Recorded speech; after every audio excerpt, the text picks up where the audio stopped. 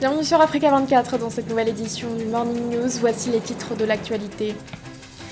Ouverture du 34e sommet de l'Union africaine ce 6 février. Ouverture marquée par l'accession du chef de l'État congolais Félix Tshisekedi au poste de président de l'organisation. À l'heure où la deuxième vague du coronavirus sévit sur le continent, le président de la RDC entend mettre l'accent sur la population. Le 34e sommet de l'UA aussi marqué par l'élection des membres de la commission de l'organisation. Avant cette échéance, le Nigeria est venu solliciter l'appui du Cameroun. À cet effet, le président Paul Biya a reçu l'ambassadeur Joseph Kessi. Et enfin, la médecine traditionnelle, une méthode privilégiée par la Tanzanie pour faire face au coronavirus. Les autorités ont en effet exprimé une certaine défiance à l'égard des vaccins. Les détails à suivre dans ce journal. Mais tout d'abord, il a été investi par son parti, le Mouvement patriotique du salut.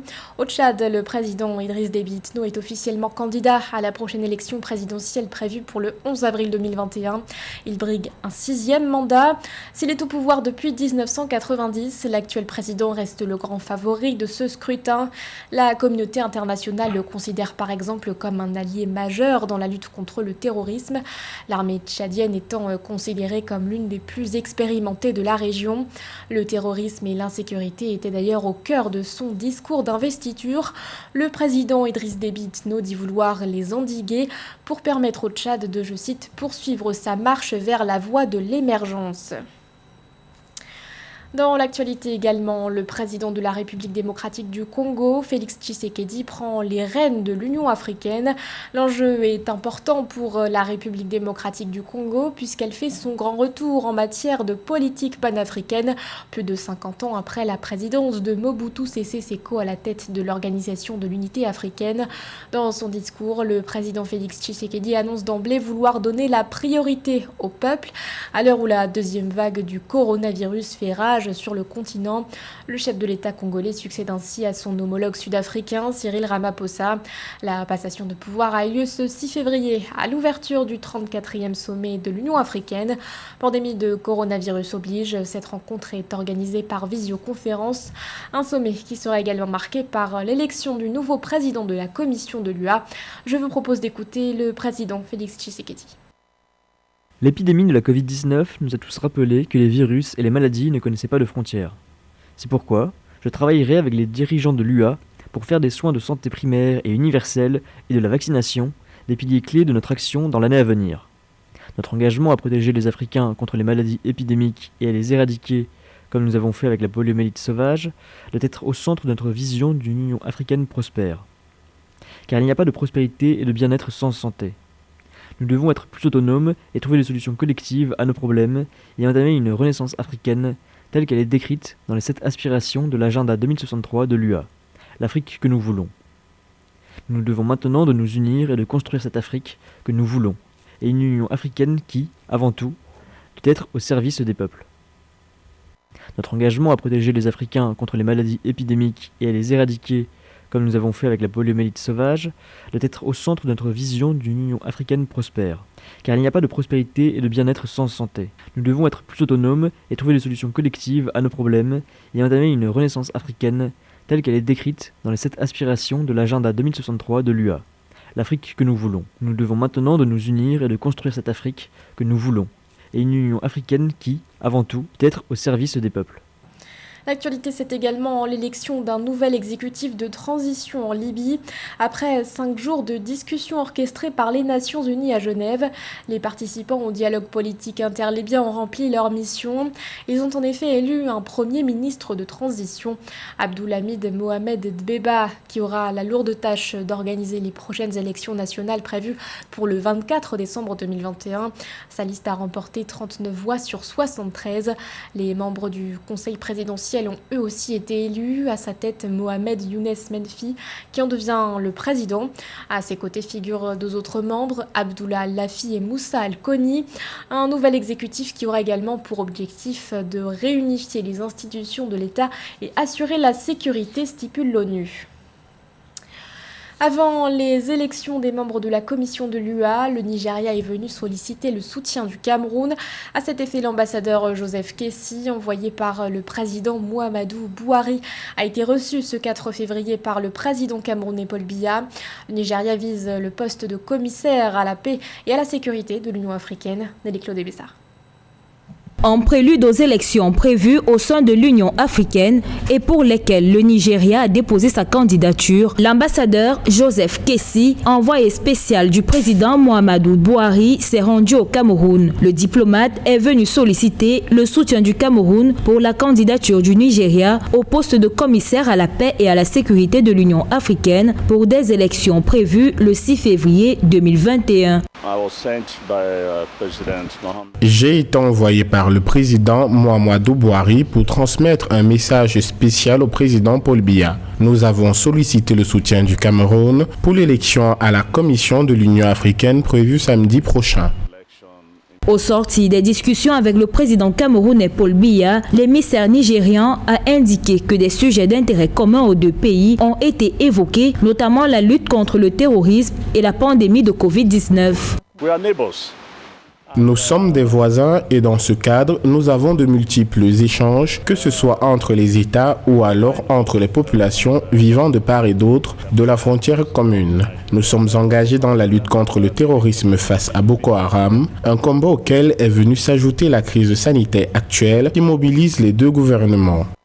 Précisons que cette visite de l'émissaire nigérien au Cameroun intervient quelques heures avant la 34e session ordinaire de la conférence de l'Union africaine qui se tiendra du 6 au 7 février 2021. Précisons qu'en raison des circonstances liées à la pandémie de coronavirus, cette session se tiendra par visioconférence. Dans le reste de l'actualité, la disparition de Laurent Donafo-Logo en Côte d'Ivoire. L'ancienne figure majeure de la vie politique du pays est décédée ce 5 février à l'âge de 82 ans. Information divulguée par la télévision ivoirienne. Journaliste de formation, l'homme d'État a été ministre, d'abord sous la présidence de Félix Houphouët-Boigny, puis sous celle d'Henri Konan-Bédié. Carriériste, Laurent Donafo-Logo a également été pendant 10 années le secrétaire général du Parti démocratique de Côte d'Ivoire. Le premier rédacteur en chef du journal Fraternité Matin s'était ensuite retiré de la vie politique, et ce depuis 2011. Améliorer l'accès à l'électricité, c'est l'objectif affiché des autorités sud-soudanaises. Pour y parvenir, la Société publique d'électricité du Soudan du Sud prévoit une réhabilitation du réseau national. L'enjeu est considérable pour le pays puisqu'en 2018, la Banque mondiale estimait que seuls 5% de la population sud-soudanaise avait accès à l'électricité. Nelly Claude Bessard. Alors que le Soudan du Sud sort des décombres de la guerre civile, ses dirigeants commencent à construire le secteur électrique du pays. En effet, le pays multiplie les stratégies de développement du secteur électrique afin d'étendre les systèmes de distribution des villes vers les zones rurales. Le pays ambitionne la réhabilitation du réseau national par le remplacement des infrastructures, l'entretien du réseau et l'expansion, selon les responsables de la Société publique d'électricité du Soudan du Sud. Diversifier les sources d'énergie du pays en mettant l'accent sur les énergies renouvelables et bien sûr utiliser les ressources pétrolières pour mettre en place des centrales. Le Botswana confronté à une hausse de son taux de chômage malgré les efforts déployés par le gouvernement. Le statisticien Burton Mguni annonce une augmentation de l'ordre de 1,3 point de pourcentage. Dans les détails, le taux de chômage est passé de 23,2% au premier trimestre de l'année 2020 à 24,5% au quatrième trimestre. Les explications de Lorita Simbou. En dépit des efforts du gouvernement, le taux de chômage continue d'augmenter au Botswana. Les données du statisticien général, Burton Mguni, indiquent que le taux de chômage dans ce pays a augmenté de 1,3 point de pourcentage, passant de 23,2% au premier trimestre 2020 à 24,5% au quatrième trimestre 2020. Pour lutter contre le chômage au Botswana, il faut diversifier l'économie. Il ne faut pas seulement penser à l'exportation, il faut penser à privilégier les investissements dans le secteur privé, à financer des nouveaux hommes économiques qui vont développer des initiatives à grande capacité d'insertion des jeunes. Le ministère des Finances et du Développement économique, lors de la présentation du budget 2021-2022, a précisé que le chômage touche particulièrement la population jeune. Les chiffres du ministère montrent que le taux de chômage des jeunes avait augmenté de 1,9 point de pourcentage au cours de la même période, passant de 30,5% à 32,4%. C'est à la fois un problème basé sur le type de l'économie, sur la politique de l'économie, sur le manque d'investissement dans la création d'initiatives privées. C'est ce qui fait qu'il n'y a pas assez d'emplois et du coup, c'est le chômage. Le gouvernement botswanais poursuit son plan d'élaboration d'une politique nationale de l'emploi visant à promouvoir un emploi productif, rémunérateur et décent pour le Botswana. Lancée en 2020, celle-ci devrait être finalisée au cours du premier semestre 2021. Malgré cet handicap au développement social, l'économie botswanaise présente les fondamentaux les plus solides en Afrique australe, selon l'Organisation internationale du travail. À l'heure où plusieurs pays africains ont débuté leur campagne de vaccination contre le coronavirus, la Tanzanie choisit la médecine traditionnelle. Par la voix de la ministre de la Santé Dorothy Gwajima, les autorités affirment qu'elles ne comptent pas se lancer dans la course au vaccin. Elles émettent un doute quant à leur sûreté. Joël-Marie Vallot. Au moment où le monde s'empresse d'acquérir le vaccin anti-Covid-19, les autorités tanzaniennes méfiantes décident de se tourner vers la médecine traditionnelle. Cette opération vise à promouvoir des remèdes traditionnels dont certains, fabriqués localement, ont même déjà été approuvés par les services compétents du pays. Pour l'instant, la Tanzanie n'a pas l'intention d'importer l'un des vaccins utilisés dans d'autres pays, tant que nous ne sommes pas convaincus qu'ils ont été cliniquement prouvés sans danger. Nous devrions être un bon modèle pour nos pays voisins dans l'amélioration de notre hygiène personnelle et l'utilisation de nos plantes locales pour traiter non seulement la Covid-19, mais aussi l'asthme, la grippe et d'autres maladies.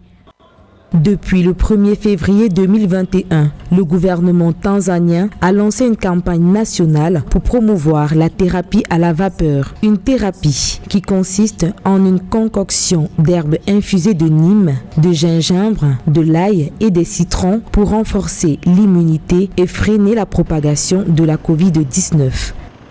La médecine traditionnelle, même si c'est un placebo, est très utile pour la prise en charge de Covid. N'oublions pas aussi que le Covid, nous le savons déjà, que 90% des personnes guérissent de manière naturelle et spontanée, quel que soit le pays, la zone ou l'endroit d'où il vient. Le Covid, effectivement, oui, a besoin de tout type de médicaments s'il pourrait aider la personne à se sentir mieux.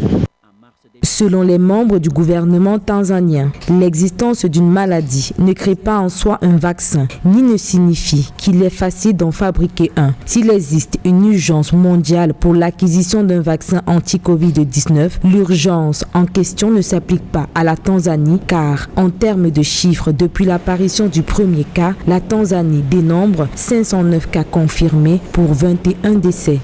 Ce journal a été réalisé par l'ensemble de la rédaction. Merci de votre fidélité. L'actualité continue sur Africa 24.